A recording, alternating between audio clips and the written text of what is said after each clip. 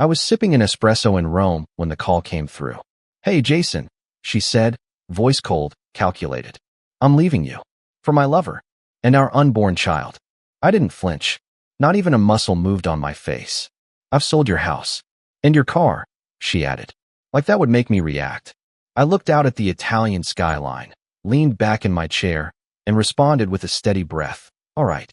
She didn't know it yet, but that was the last time she'd get the satisfaction of catching me off guard. When I flew back to LAX 3 days later, I wasn't expecting anything. I was done. Or so I thought. There she was. Lauren, waiting like some desperate junkie looking for her next hit. Blonde hair twisted in some fake perfect bun, overpriced designer jacket she probably bought with my money, mascara smudged just enough to scream pity me. "Jason, Jason," she yelled through the crowd. Her voice cracked as she chased me down the terminal. I stopped. Cold. Calm. Almost amused. "What happened?" she shrieked. I turned to face her, expression blank. Everything went just as I planned. Her jaw slackened like someone had sucker punched her soul. Let me rewind a little.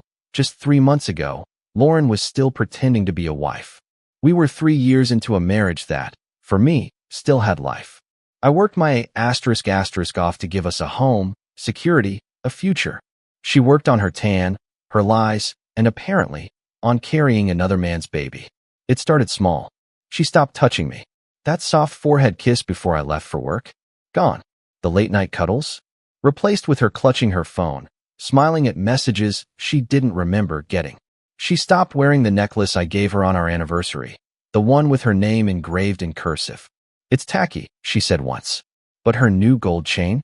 That wasn't for me. One night, I got up at 2 a.m. to grab water and caught her sneaking out onto the balcony in just her robe, whispering, "Who the hell are you talking to?" I asked. She jumped, dropped her phone. "Nobody," she mumbled, eyes darting like a trapped animal. I didn't press. Not yet. I needed more. I wanted the truth to bleed out of her slowly, painfully. So I waited. I watched. I set up a hidden camera in the living room before I left for that Rome trip. I synced it to my laptop. While she thought I was whining and dining clients, I was watching her invite a man into our house, our bed. He was younger, maybe mid-20s. Tattoos up his arms, that kind of cocky smile that only comes from knowing you're ing someone else's wife. I watched them laugh, drink my whiskey, sit on my couch. I watched her climb into his lap like she didn't have a husband. She giggled like a teenager, said things like, "He'll never know," and kissed him like I never existed. I closed my laptop and smiled. See, Lauren thought she was clever, but I had already transferred the house deed months ago to my brother. The car? Leased under my company's name. Bank accounts? Frozen the minute I landed in Italy. She sold shadows. I stayed silent while she plotted my demise. I played the fool so well she started believing I was one. And then she dropped the final bomb. The call with the divorce, the unborn child, the house, the car. All her cards on the table. But I had the winning hand. Every piece was falling exactly where I wanted it. Now, standing in that terminal, her mascara dripping, mouth wide open, expecting me to scream, to cry, to beg, I just handed her the envelope. "What's this?" she stuttered. "Eviction notice," I said. "Oh, and DNA test results." Her lips twitched. "What?" "Not mine," I said. "The baby. He's not mine." She staggered back like I'd slapped her. "But how did you?" "I watched you," I said. "Every single night." She tried to speak, but nothing came out. "I knew everything before you even spread your legs for him." The crowd passing us slowed down, eyes wide, mouth shut. Lauren's face turned from ghostly white to furious red in seconds. "You can't do this to me," she hissed. I leaned in close, whispered like ice. "I already did." Then I walked right past her, through the crowd, while she stood there, shaking, broken, completely powerless. This was only the beginning. When I got home, the first thing I noticed was the silence. Not peaceful silence, the kind that echoes in your chest, the kind that feels like the aftermath of a storm. Our house was stripped of life. Furniture gone. Family photos missing. Even the damn coffee machine had vanished. Only thing left was the smell of her perfume. Lauren's signature fake vanilla scent, still hanging in the air like a cheap ghost. I walked into the bedroom, saw the mattress half torn, sheets gone. But the camera I'd hidden inside the baseboard? Still there. She never found it. I opened my laptop and pressed play on the synced footage. There she was. Lauren. 2 nights ago. Wearing nothing but that silk robe I got her for our anniversary. Sitting on the edge of the bed with a glass of wine, swiping through her phone with that smug little smirk. Then, boom. The door opened, and in walked him. Logan. Yeah, I knew his name now. The delivery guy from the gym. I remembered him. Pretty boy with too much cologne and not enough brain cells. I once tipped him $20. $20 to deliver protein powder and steal my wife. He walked in like he owned the place, slapped her ass like it was some casual Tuesday. I watched them talk, laugh, kiss, crawl into bed. That wasn't the part that hurt the most. It was when she whispered, "Jason's such a loser. He's boring. All he does is work." She said that. About me. The man who built everything around her. The man who skipped vacations, pulled 16-hour shifts, who stayed up nights figuring out how to get her out of student debt, who believed in her art career, even though she hadn't painted a single canvas in 2 years. And now, she was calling me boring while letting another man kiss her neck in my bed. That's when something snapped. I wasn't angry. Not yet. That would come later. I just sat there, numb, watching, listening, like it was a documentary of someone else's life. But deep inside, something was boiling, a storm forming under the surface. I closed the laptop and stared at the wall for a long time. Maybe an hour, maybe 10. I don't know. I looked around the room again. Her hairbrush still sat on the dresser. Her charger still plugged in by the bed. She had left in a rush. She thought I'd come back and collapse. Cry. Beg. Apologize for working too much, for neglecting her. She didn't expect me to watch her betrayal from 3 different camera angles. So I took my time. I went into her studio, the one I built for her in the guest room. I opened the drawers. Found old receipts, scribbled notes, some phone numbers. One of them had a heart next to it. I dialed it. A woman answered. "Hello. Is this Jessica?" I asked. "Yeah. Who is this?" "This is Jason, Lauren's husband." There was a pause. Then a slow, quiet sigh. "I was wondering when you'd call," she said. My stomach twisted. "She told me you were abusive," she added quickly. "Said you cheated on her first." Of course she did. Lauren had created a full-blown fantasy world to justify her actions. Lied to her friends, probably even to herself. Rewrote our marriage in her head so that her betrayal made sense. "She's pregnant," I said flatly. "She told me," Jessica replied. "But it's not yours, is it?" "No, it's not." The line went silent again. I thanked her. Hung up. So now I had confirmation. Of the betrayal. Of the lies. Of the smear campaign she started while I was out there busting my asterisk to keep our life intact. This wasn't just cheating. This was war.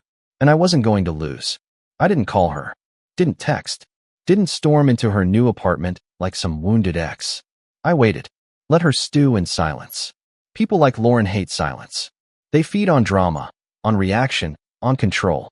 But when there's nothing, no anger, no begging, that's when they panic. So I let her sweat for 4 days. And on the 5th, she called. "Jason, we need to talk." Her voice was different this time. No more cold confidence. No more smug detachment. Just thinly veiled fear trying to disguise itself as control. I agreed to meet. At a diner downtown. Neutral ground. When I walked in, she was already there. Full makeup. Red lipstick. That same damn gold chain. Trying to look calm, but chewing on her thumbnail like a nervous schoolgirl. "Hi," she said like she didn't just destroy everything we built. I sat. Said nothing. "You've been quiet," she started, stirring her coffee with a shaking spoon. Still, I didn't speak. She tried again. "Look, I didn't expect you to just say nothing. You haven't even asked why." "I know why," I said finally. My voice was calm. Level. The kind of calm that makes people afraid. Her face twitched. "It wasn't working between us," she said quickly. "We stopped connecting. You were always working. To pay for your life. I needed more than just bills being paid." "Jason," she snapped. "I needed attention. Passion. You needed to open your legs for a delivery boy?" Her eyes widened. Face flushed. She looked around, embarrassed. "Don't talk to me like that." "Why not? That's how you talked about me to him. And to your friend Jessica." Silence. Dead. Cold. Chilling silence. "You talk to Jessica?" "I talk to a lot of people. When I'm not busy being a boring loser." Lauren looked like she'd been slapped.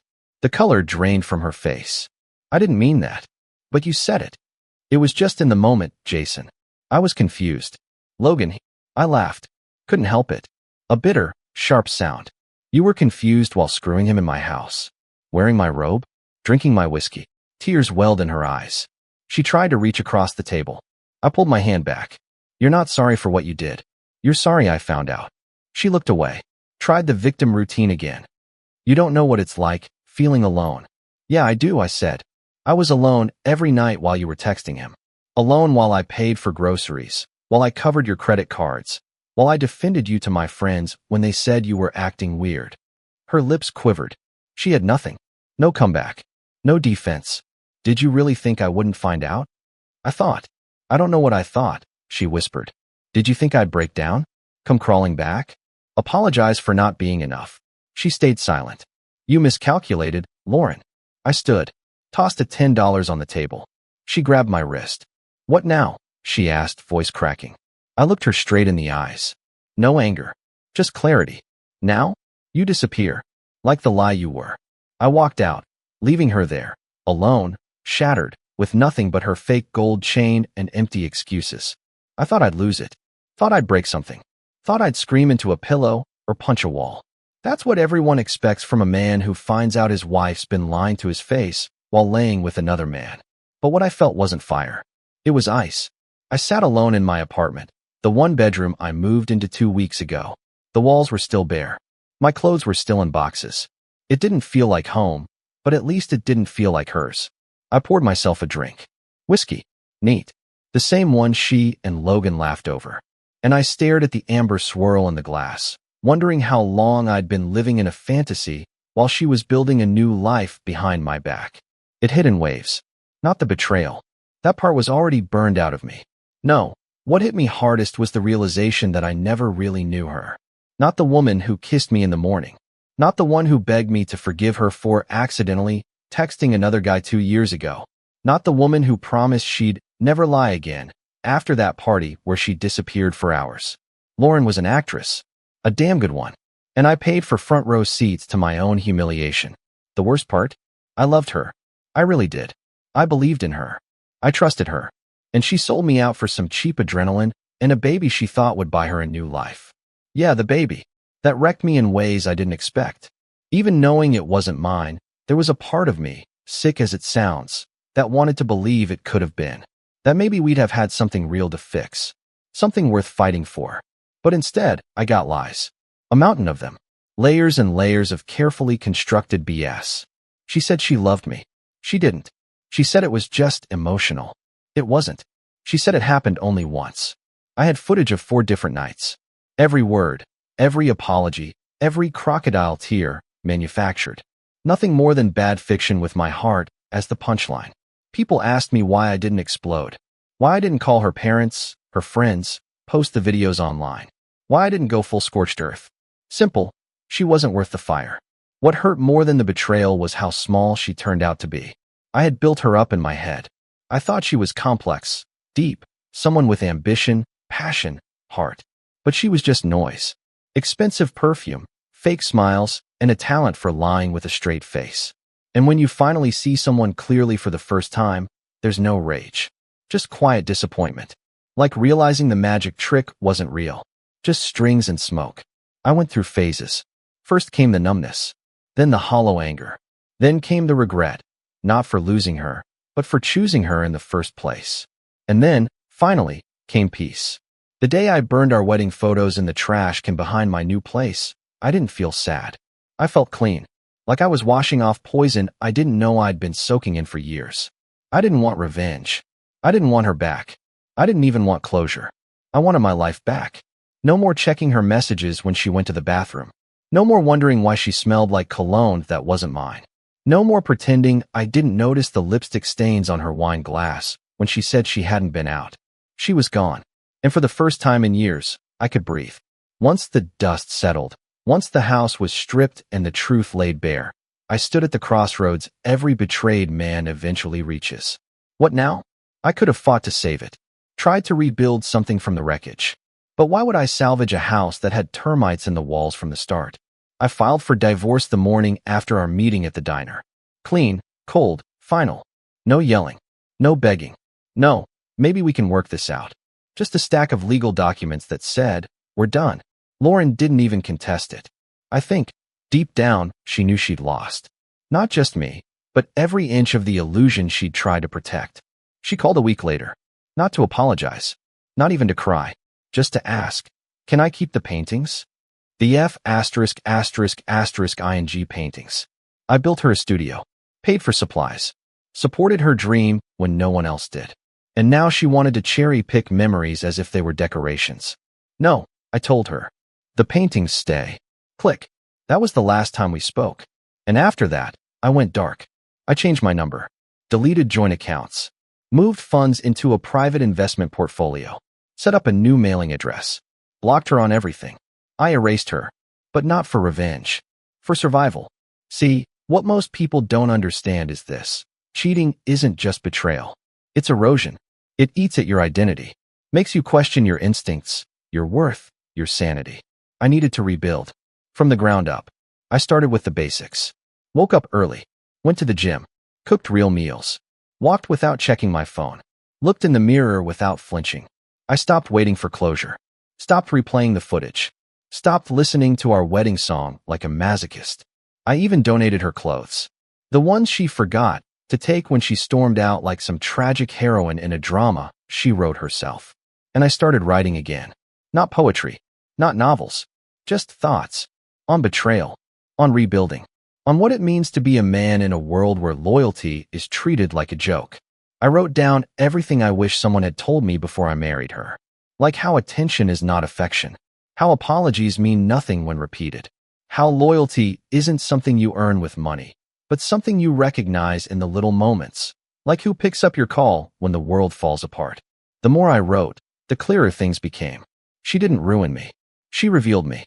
Lauren showed me the parts of myself I ignored for too long. The tolerance. The excuses. The way I brushed off red flags because I was scared to be alone. Because I thought love meant suffering quietly. It doesn't. Love isn't meant to drain you. It's meant to water your soul, not wring it dry. So no, I didn't spiral. I didn't turn bitter.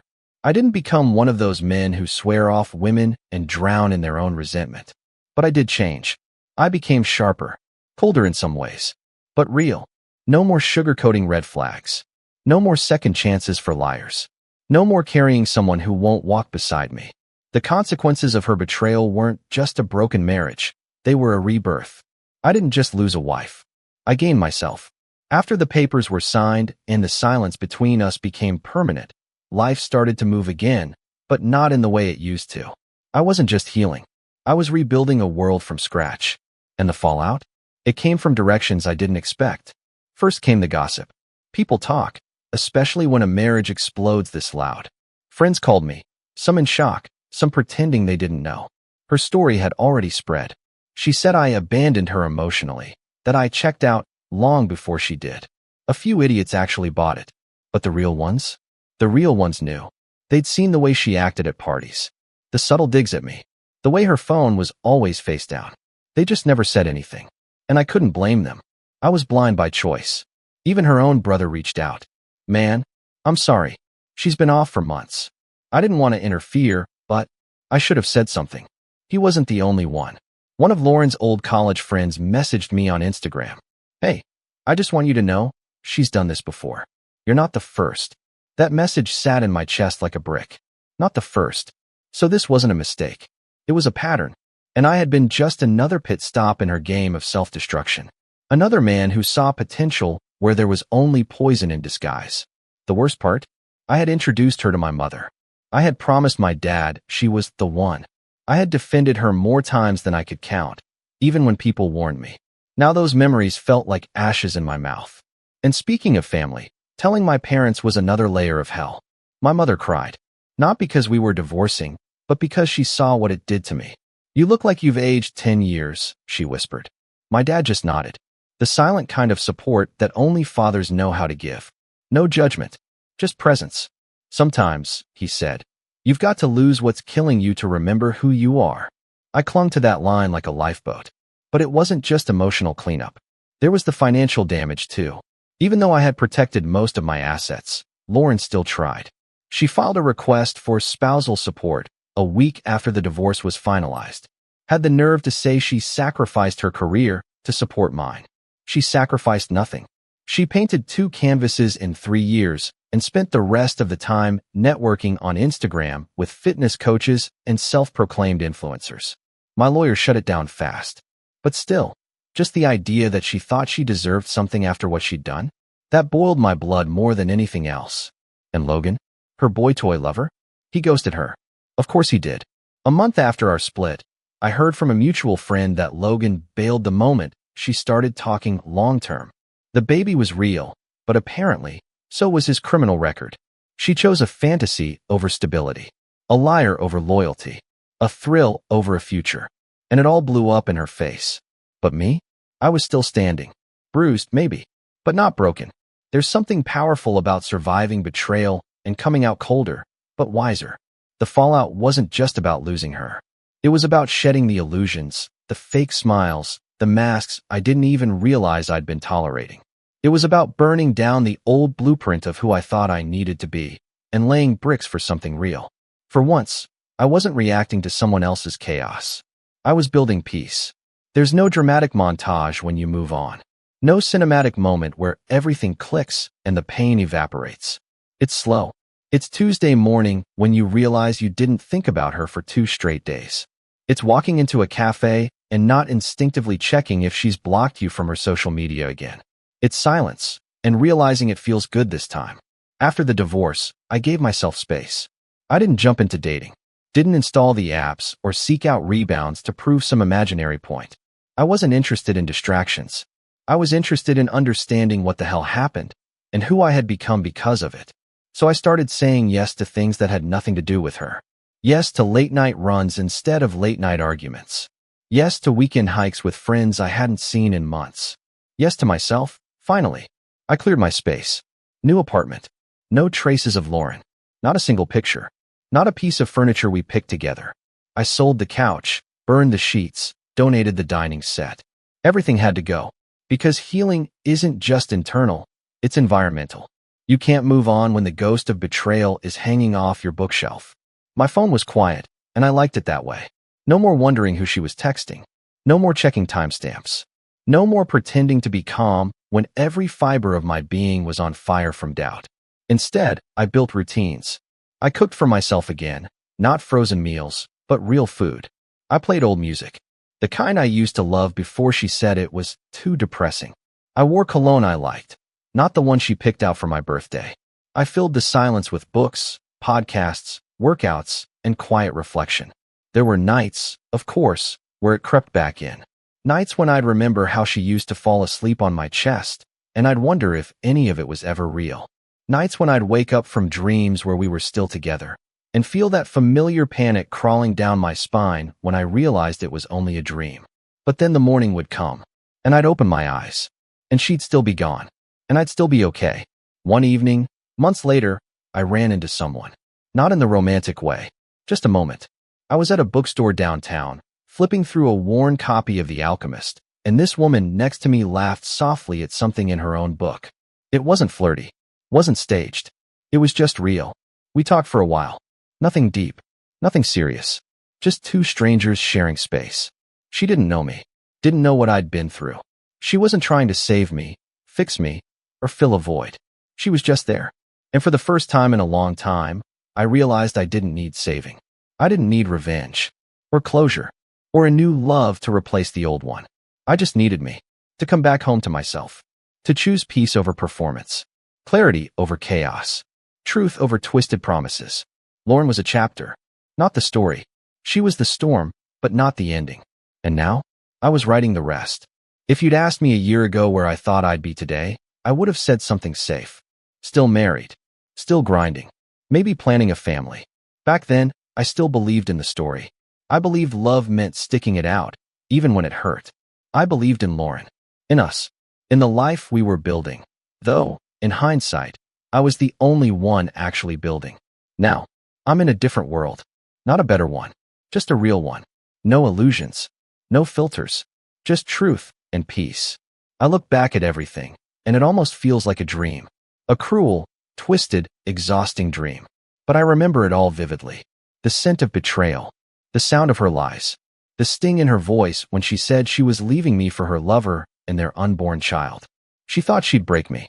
Instead, she woke me up. There's something deeply clarifying about betrayal. It strips away all the fluff, all the excuses. It forces you to face yourself. Not just the version you present to the world, but the one hiding in the mirror, scared, wounded, unsure. And facing that man, that was the beginning of everything.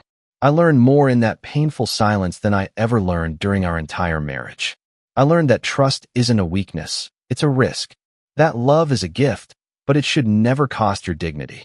That forgiveness is powerful, but it's not owed. Especially not to someone who burned every bridge with a smile. Would I go back and change it? Honestly, no. Because that heartbreak built me. It broke the version of me that tolerated disrespect in the name of keeping the peace. It shattered the man who believed loyalty meant staying silent while being slowly destroyed. It buried the nice guy who always gave one more chance. And what rose from that wreckage? Someone sharper, stronger, still kind, but never naive again. I see men go through this now, and I want to tell them, you're not crazy. You're not weak. You're not overreacting. You're just waking up to the truth, and that's always painful. But it's necessary, because sometimes the worst thing that happens to you is the best thing that ever could. Lauren wasn't the end of my story. She was the twist, the lesson, the test. And when I passed it, I didn't win her back. I won myself back. If there's one piece of advice I'd give to any man reading this, it's this. Listen to your gut. If something feels off, it is. If you're constantly questioning your worth, your sanity, your place, step back. Look closer. Because love shouldn't feel like walking on eggshells. It shouldn't be secret passwords, hidden phones, and emotional games. It should be honesty, loyalty, safety. And if you're not getting that, walk. Don't wait for the betrayal to burn your world down. Don't wait for the call where she tells you it's over and she's pregnant with someone else's child. You deserve more, even when you doubt it, especially then. As for me, I'm not bitter. I don't hate her. That would mean she still has power over me. She doesn't. She's a name I used to say in my sleep. Now, she's just another page in a closed book. I'm writing new chapters now. They're quiet, real,